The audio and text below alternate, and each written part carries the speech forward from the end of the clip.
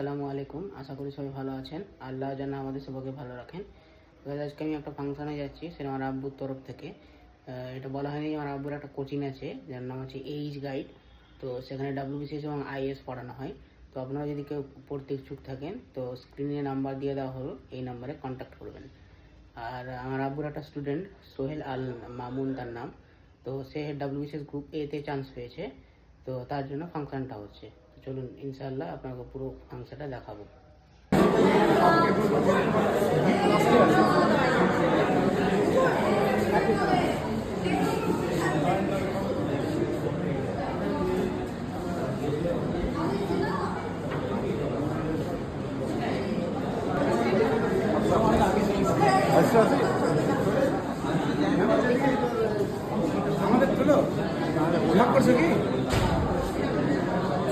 যেটা হচ্ছে স্টেজ।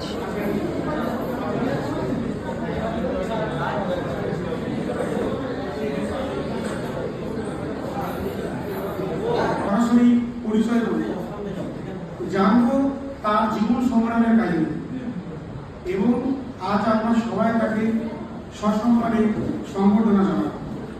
নমস্কার, আমি অনুপ কুমার বর্মন। আমি এই গাইড পরিবারের একজন শিক্ষার্থী। এই গাইড পরিবার রামপুরহাটের আকাশে শিক্ষার আলোর দিশারি রূপে তার আগামীতেও করবে। আজকের অনুষ্ঠানে এখানে উপস্থিত সকলকে জানাই আন্তরিক ও উষ্ণ অভ্যর্থনা। সবার প্রথমেই আমাদের শ্রদ্ধেয় স্যার আব্দুল হামিদ মহাশয়কে আজকের এই অনুষ্ঠানের সভাপতির আসন গ্রহণ করার জন্য অনুরোধ জানাচ্ছি।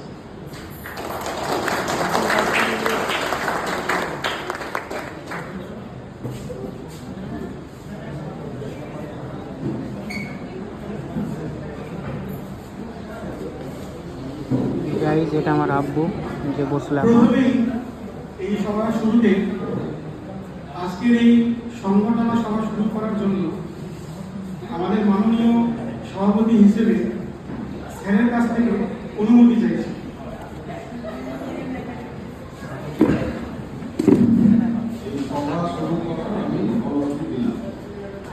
অনুমতি দেওয়ার জন্য স্যারকে অনেক অনেক ধন্যবাদ।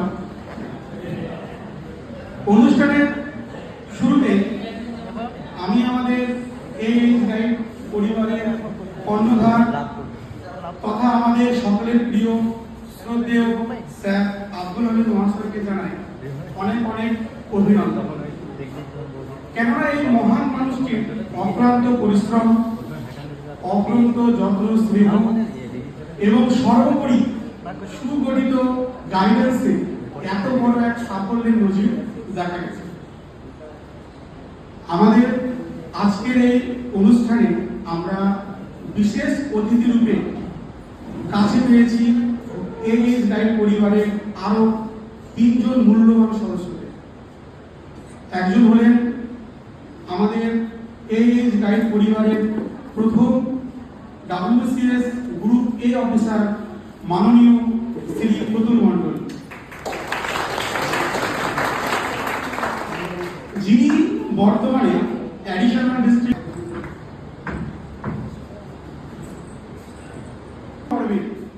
যে 3 জন ছিলেন তাদের মধ্যে অন্যতম মাননীয়া শ্রীমতী সারাবান জোহরা,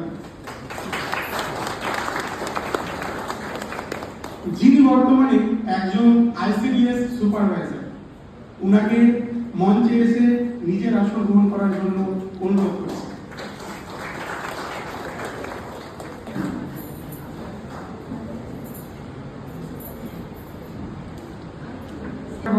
কর্মরত আছেন, ওনাকেও মঞ্চে এসে আসন গ্রহণ করার জন্য অনুরোধ জানাচ্ছি।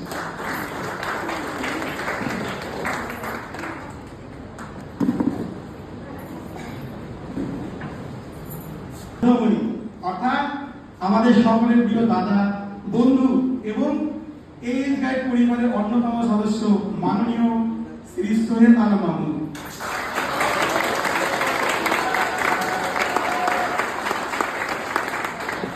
যিনি তার পরিশ্রম, একাগ্রতা ও অধ্যবসায়ের দ্বারা 2022 সালের ওয়েস্ট বেঙ্গল সিভিল সার্ভিস পরীক্ষায় গ্রুপ এ তে 135তম স্থান অধিকার করেন এবং আগামীতে একজন WBCS অফিসার হিসেবে ফুড অ্যান্ড সাপ্লাই সার্ভিসে যোগদান করবেন। ওনাকেও মঞ্চে এসে আসন গ্রহণ করার জন্য অনুরোধ জানাচ্ছি।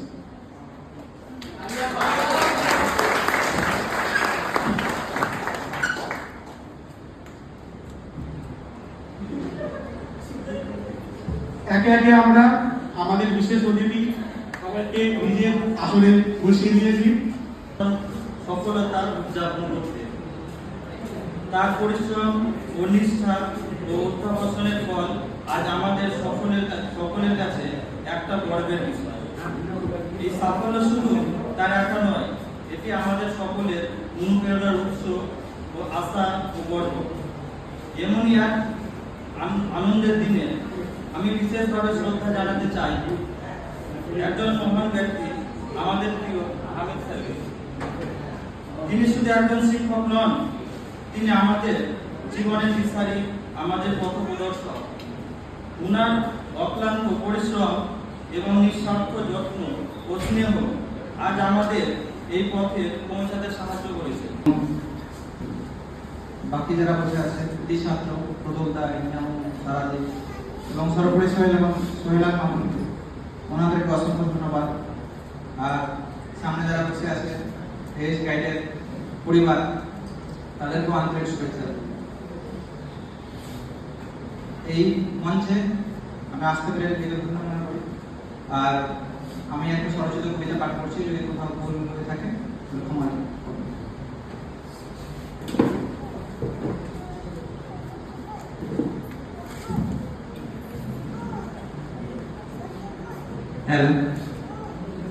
এটা অনেকদিন আগের লেখা একটা কবিতা। সেটা হচ্ছে স্বপ্ন। আশার আলো দেখছি আমি বহুদিন ধরে, চাকরিটা আমি পেয়ে গেলে বেকারে যারা যাবে দূরে। প্রতিদিন আর শুনতে হবে না বাবা মায়ের বঞ্চনা, একটু হলেও লাঘব হবে আমার বুকের যন্ত্রণা। মাস পয়লা বেতন পাবো, হাতে পাবো টাকা, টাকা ছাড়া এই মানব জীবন শুধুই লাগে ফাঁকা। সকাল সকাল উঠবো আর ধরবো ট্রেন গাড়ি, বিকেল বেলায় অফিস শেষে ফিরবো আপনার। ওই দিনটার অপেক্ষাতে আছি বহুদিন, পড়াশোনার খরচ চালাতে বাবার হয়েছে ঋণ।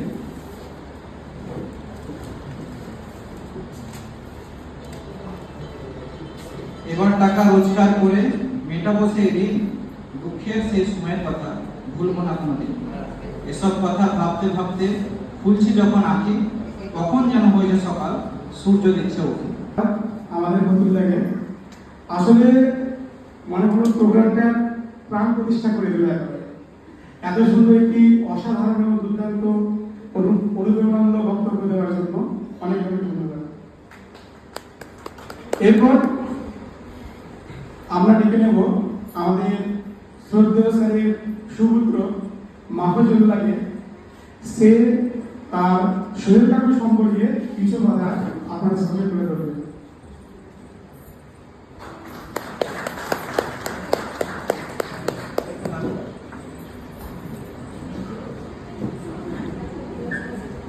Good afternoon everyone. এই স্যারের পক্ষ থেকে সবাইকে অভ্যর্থনা এবং অভ্যর্থনা জানিয়ে আমি একটা ঘটনা শেয়ার করতে চাই। তো ঘটনাটি হলো আমার সঙ্গে সোহেল কাপুর প্রথম কীভাবে দেখা হয়েছিল সেটা নিয়ে। তো একদিন আমাদের পার্শ্ববর্তী এলাকার এক মসজিদে আমি পরিমতি দাদার সঙ্গে নামাজ পড়তে গিয়েছিলাম। তো সেখানে সোহেল কাপুর গিয়েছিল, আমি তখন তাকে চিনতাম না। তো তারপরে যে নামাজ পড়া হয়ে যাওয়ার পর পরিমতি দাদা আমাকে বলেছে, আমাকে বলেছিল যে ওই ছেলেটা অর্থাৎ সোহেল কাপুরকে জিজ্ঞেস করবো যে বাড়ি কোথায়। তখন আমি তাকে জিজ্ঞেস করেছিলাম যে তোমার বাড়ি কোথায়। তখন সে বলেছিল যে আমার বাড়ি ঔরঙ্গাবাদ। তখন আমি বললাম যে আমার বাড়ি ঔরঙ্গাবাদ। দিয়ে তারপরে সোহেল কাপুর নিজে থেকে আমাকে বলেছে জিজ্ঞেস করছিল যে তুমি রশিদ মাস্টারকে চিনো। বললাম যে হ্যাঁ, রশিদ মাস্টার আমার দাদু হয়।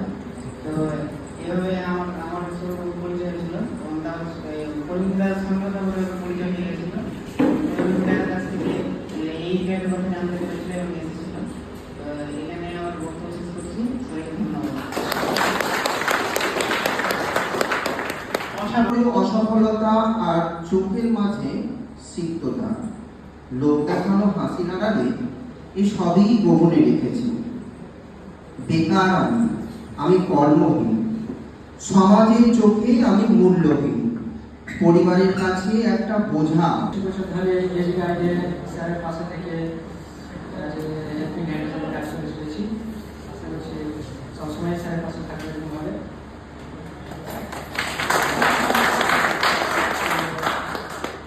কিছু কথা যে এটা শুধু একটা কোচিং সেন্টার নয়,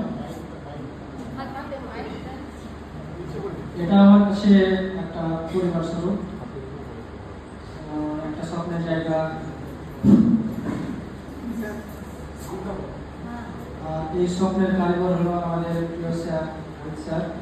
স্যার শুধু একজন শিক্ষক নন, একজন গাইড, একজন অভিভাবক, যিনি আমার কাছে প্রতিটা ধাপে সাহায্য দিয়েছেন, পাশে থেকেছেন এবং এখনো সবসময় আমার পাশে থাকেন। ইংরেজি যে প্রশ্নগুলো করবো এটা আমার অনেক জানার ইচ্ছে ছিল এবং শুরু করছি কিছু কমন কোশ্চেন দিয়ে। যে 2022 আমার কত নম্বর অ্যাটেম্প ছিল?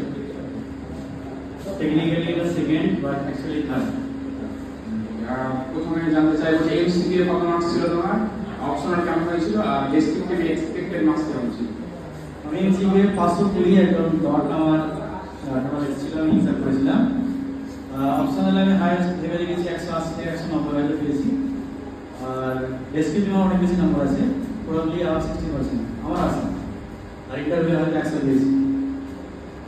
ইংলিশ মানে 40 তাই আশা করছি নাহলে যত না ভালোই নম্বর আছে।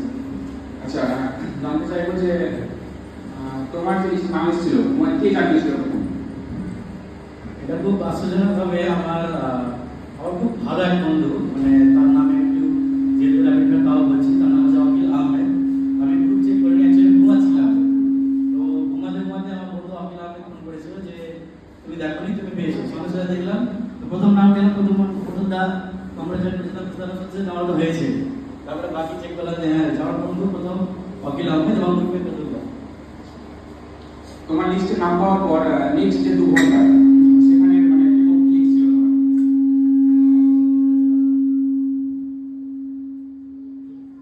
প্রথম 2 ঘন্টা আমি অ্যাকচুয়ালি অনেক আগে টেনশনে ছিলাম। অনেকে জানে যে মাথার উপরে পড়ে গেছিলাম টেনশন করতে গেলে। তো মানে যাকে বলে শ্বাসকষ্ট করা শুরু হয়ে গেছিল যে হ্যাঁ অবশেষে হলো, কারণ পেছনে অনেক বেশি স্ট্রাগল, অনেক বেশি চাপ ছিল। সেই চাপগুলো ক্যারি করে করে মনে হলো যে হয়তো মুহূর্তের মধ্যে আমার সেই চাপগুলোকে নিয়ে চলে গেল, এখন আমি ফ্রি হয়ে গেলাম এক প্রকার। তুমি তো চাকরি করতে, চাকরি করার পরেও তুমি কি করে টাইম ম্যানেজমেন্ট করছো? চাকরি করার পরেও টাইম ম্যানেজমেন্টের ক্ষেত্রে বলতে গেলে আমি আমার স্কুলের যিনি ভারপ্রাপ্ত প্রধান শিক্ষক সত্যানন্দ বন্দ্যোপাধ্যায়, উনি সত্যি এক প্রকার মানে যাকে বলে সমাজসেবী রকমের মানুষ। আমি প্রথম দিন ওনাকে বলেছিলাম যে স্যার আমি স্কুলে এসেছি ভোকেশনাল টিচার হিসাবে আমার খরচ চালানোর জন্য এবং প্রিপারেশনের জন্য। উনি বলেছিল তুমি যা বলবে এখানে তখন তোমার ছুটি লাগবে। আমি কতদিন যে স্কুল যাইনি, কতদিন যে মানে লুকিয়ে দেখেছি, উনি কোনোদিন কিছু মনে করেননি। তো আমি বলবো যে উনি অতটা সহযোগিতা করেছেন, তার জন্য হয়তো সময় করতে পেরেছি। এবং বাকিদের জন্য লকডাউন হয়তো অনেক খারাপ বিষয়, কিন্তু আমার কাছে লকডাউন মানে কি বলে আশীর্বাদ হিসেবে এসেছে, কারণ লকডাউন ছিল বলে আমি কোচিং করতে পেরেছি। দিন হয়তো 10 ঘন্টা 12 ঘন্টা 13 ঘন্টাও পড়েছি। আচ্ছা, তুমি কি এতদিন মানে স্কুল যেতে না, তোমার কি মনে হয় ঠিক করেছো? এটা এটা তো অ্যাকচুয়ালি অফিসার হল বাই তুমি মানে ঠিক করেছি বলতে গেলে এরকম যে আমি যে সাবজেক্টের টিচার, সেই সাবজেক্টের ক্লাস কোনো কামে হয়নি। আমি এতটাই রেসপন্সিবল যে তাদেরকে আমি অনলাইনে ক্লাস করিয়েছি। মেন্স পরীক্ষার আগে 1 সপ্তাহ আগে অবধি অনলাইনে ক্লাস করিয়েছি। আমার সাবজেক্টে যারা স্টুডেন্ট তারা কোনো ডেভেলপ হয়নি, তারা প্রায় সবাই 80% 90% এর মার্কস পেয়েছে। আমি তাদের জন্য বলবো যে আমি তাদের জন্য অনলাইন করি। চাকরি পাওয়ার আগে মানে অফিসার হওয়ার আগে আর পরে কি ডিফারেন্স তুমি দেখতে পাচ্ছ? জয়েন করার পর হয়তো ডিফারেন্সটা পাবো। এখন আমি হাফ প্যান্ট পরতে ভালোবাসি আর আমার টি শার্ট পরতে ভালো লাগে।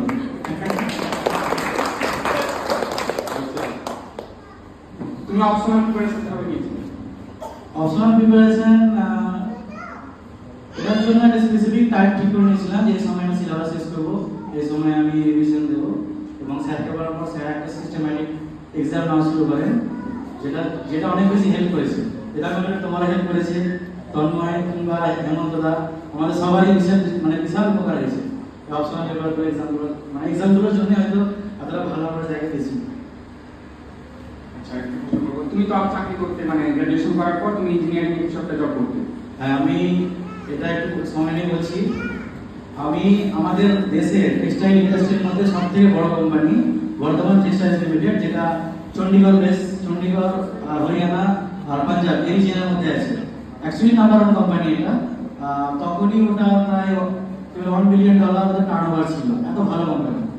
তো আমি খুব এতদিনে হয়তো ওখানে প্রায় $1 লাখ বেতন হয়ে যেত।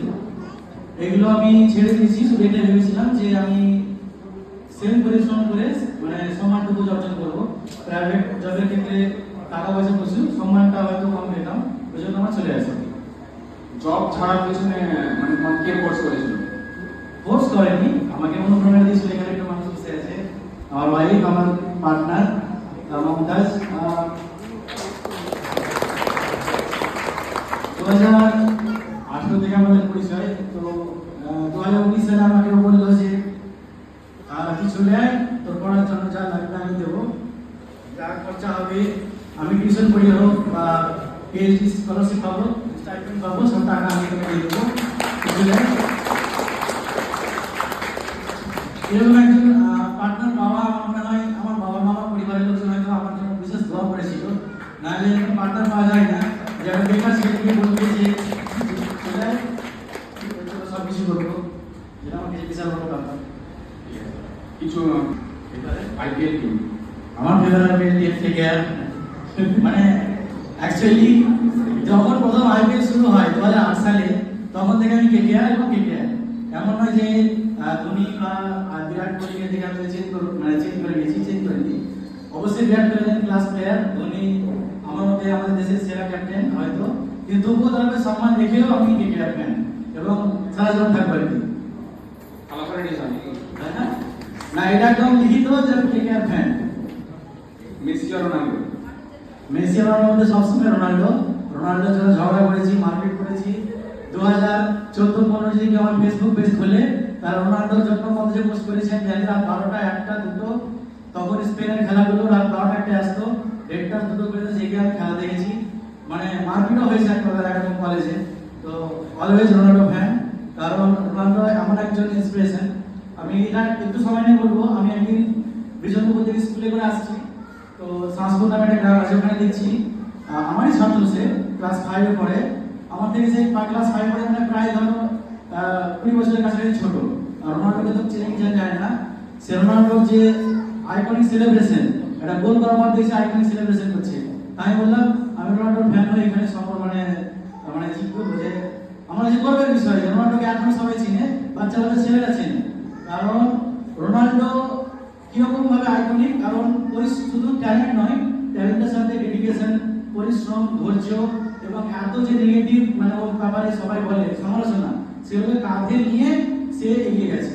আমার মনে হয় আমাদের সবারই হয়তো মেসির যে গোলগুলো সেগুলো হয়তো দেখতে দারুণ লাগে, যে কি সুন্দর গোল করছে, কিন্তু আমরা ব্যক্তিগত জীবনে যদি কাউকে ফলো করতে চাই, তাহলে অবশ্যই আমাদের রোনাল্ডোকে ফলো করা উচিত। তুমি তো সায়েন্স স্টুডেন্ট, কনস্টিটিউশন বা ইকোনমিক্স পড়া, তাই তো? তোমার কোনটা বেশি ভালো লাগে? আমার সবচেয়ে ভালো লাগে ইকোনমিক্স।